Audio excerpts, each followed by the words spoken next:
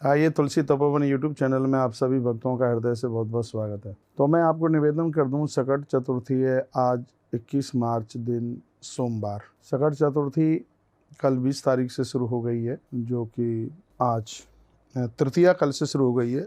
जो सकट चतुर्थी आज आरंभ हो रही है और सकट चतुर्थी कल सुबह 6:24 तक रहेगी। सकट चतुर्थी मनाने के लिए दोपहर के समय में, संध्या के समय में चौथा होना जरूरी है। तो यदि इसको हम 22 तारीख की मनाते तो ना दोपहर में थी ना शाम को थी, इसलिए इसको 21 तारीख को इस चौथ को मनाया जा रहा है। भारतीय सनातन संस्कृति में सकट चतुर्थी की बहुत बड़ी महिमा है, क्योंकि भगवान गणेश जी अनादि है, अनंत काल से भगवान गणेश हैं। यहाँ तक कि सतयुग में श्री प्रहलाद जी का जन्म हुआ है, ये आप सबको मालूम है। प्रहलाद जी की उस कथा में ये मिलता है कि प्रहलाद जब अपने नगर से निकले, एक गली से निकल रहे थे, तो एक कुमारिन माँ चबूतरे पर बैठी बैठी रुदन कर रही थी और कह रही थी, हे गजानंद, हे गजानंद, हे गजानंद, कैसे भी इन बिल्ली के बच्चों को बचा लो। इतने में प्रहलाद जी पहुंच गए। प्रहलाद जी ने जाकर के पूछा, ये तुम किसका नाम ले रही हो? कहा कि मैंने बिल्ली के बच्चे, मैंने हवा लगाया था, उसमें मुझसे बिल्ली के बच्चे दब गए हैं। मैं भगवान गजानंद को पुकार रही हूँ, कैसे भी बिल्ली के बच्चे जिंदे बच जाएं। प्रहलाद जी ने कहा, धधकते हुए हवा में बिल्ली के बच्चे जिंदे बच्चे, ये नहीं हो सकता। कुमारिन माँ ने कहा कि मुझे अपने गणेश के ऊपर विश्वास है, उनकी कृपा से हर प्रकार की विपदा टर जाती है, उनकी कृपा से बिल्ली के बच्चे भी जिंदे बचेंगे।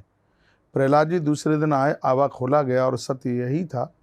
चारों तरफ अग्नि पड़ी हुई थी और बीच का जो मटका था वो कच्चा था और उसमें से बिल्ली के बच्चे जिंदे बाहर निकले। इसी दृश्य को देख करके प्रहलाद जी की आंखें खुली और वह भगवान के परम भक्त बन गए। श्री प्रहलाद जी भगवान गणेश जी के परम भक्त हैं। आनंद की बात यह है कि प्रहलाद की माँ, जिसका नाम है कयादु, वो अपने पुत्र के लिए सकट चतुर्थी का व्रत कर रही थी। कब?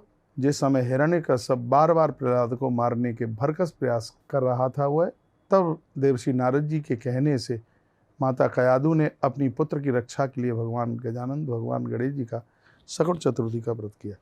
तो कई कथाएं भगवान गणेश जी की, उसमें एक प्रहलाद की कथा भी छिपी है, जो कि मैंने आपके बीच में रखी है। मैं अपनी सभी बहनों को, माताओं को यह कहना चाहूँगा, परिवार की समृद्धि के लिए और लंबी आयु के लिए, दीर्घ आयु के लिए सकट चतुर्थी का व्रत एक बहुत बड़ा व्रत है। ये सब घर में होना चाहिए। इसमें भगवान गणेश जी की पूजा होती है। एक महीने में 2 सकट चतुर्थी पड़ती हैं, कृष्ण पक्ष में और एक शुक्ल पक्ष। इसमें गणेश जी को सिंदूर भी चढ़ाया जाता है, 21 दूर्वाएँ भी चढ़ाई जाती हैं और मोदक का इसमें उनको भोग लगाया जाता है। भगवान गणेश जी के 12 नामों से या उनके स्तोत्र बोल करके उनकी स्तुति की जाती है। शुम्भकशैक दंतश्च कपिलो गजकर्णकः लंबोदर्श विकटो विघ्ननाशो विनायकः धूम्रकेतु गणाध्यक्षो भालचंद्रो गजानन द्वादश शैतानी नामानि या पठिष्णु यादपि। तो इस प्रकार से उनके यह 12 नाम हैं जो संपूर्ण प्रकार की विपदाओं को ये दूर करने वाली हैं। और ऐसा भी बताया जाता है कि जिस समय भगवान शंकर ने ये कहा कि जो धरती की पहली परिक्रमा करके जो जल्दी आ जाएगा तो हम पहले उसका विवाह करेंगे। कार्तिकेय जी मोर पर बैठ करके चले गए थे, लेकिन भगवान गणेश जी ने सोचा कि मैं तो जल्दी आ नहीं पाऊंगा, तो अपने माता पिता के लिए आसन बिछाकर इस सकट चतुर्थी के ही दिन भगवान गणेश जी ने अपने माता पिता की 7 परिक्रमा करके उनका पूजन किया।